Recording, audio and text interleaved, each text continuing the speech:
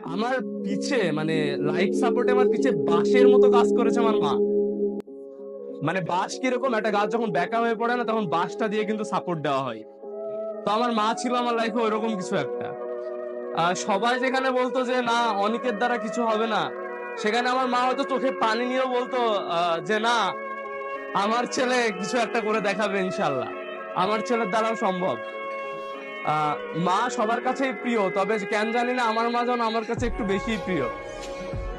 আর মায়ের সাপোর্টের কারণে হয়তোবা আজকে এখানে দাঁড়াই দুটা কথা বলতে পারছি।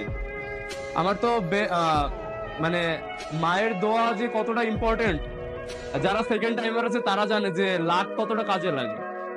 যে লাক ছাড়া চান্স মানে অনেকে অনেক এফোর্ট দিছে, অনেকে অনেক পড়ালেখা করছে, অনেক চেষ্টা করছে, বাট তাও এমন বন্ধু আছে যারা চান্স পায়নি।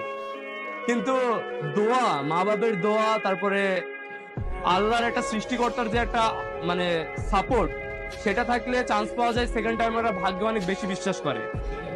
যারা আমার সেকেন্ড টাইমার বন্ধু আছে তাদের কাছ থেকে আমি এই গল্পটা অবশ্য শুনেছি যে ভাই ভাগ্য কতটা ভালো জিনিস একটা।